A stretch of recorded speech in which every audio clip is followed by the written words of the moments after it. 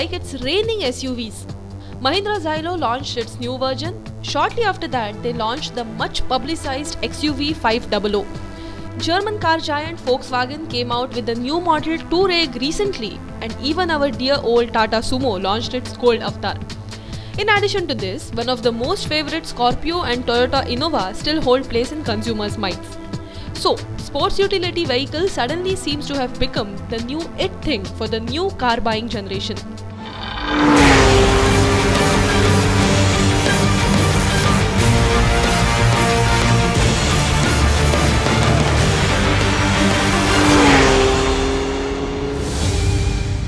You know, not until long, they said buy smaller phones and longer cars.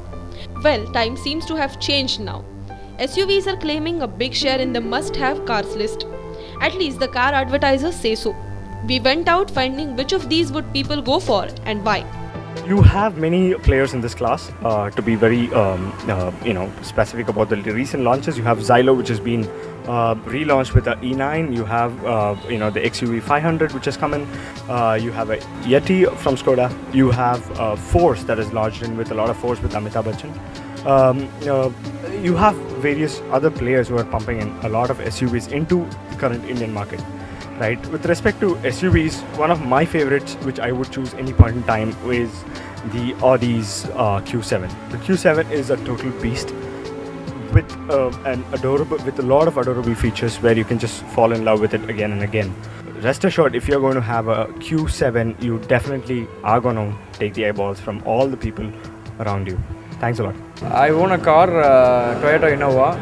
Apart from that, I like Hummer very much because of its comfortable for the traveling and its facilities which possess it, and also Land Rover.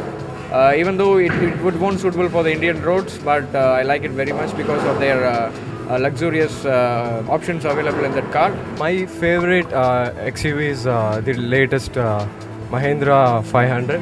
I like it because of its masculinity. It's so gigantic.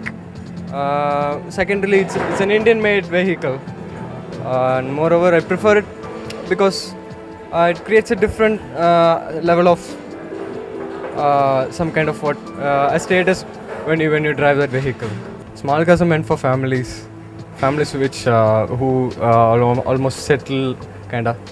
People who wanna just show them off, they go with MUs and SUVs. My favorite SUV is Innova because it's classy. It suits my requirement. I can take it on a road trip. It has got amazing luggage space, and I think it suits the urban life much better compared to the Tata Sumo and the Bolero and all those SUVs. Let's see what's coming up in the future.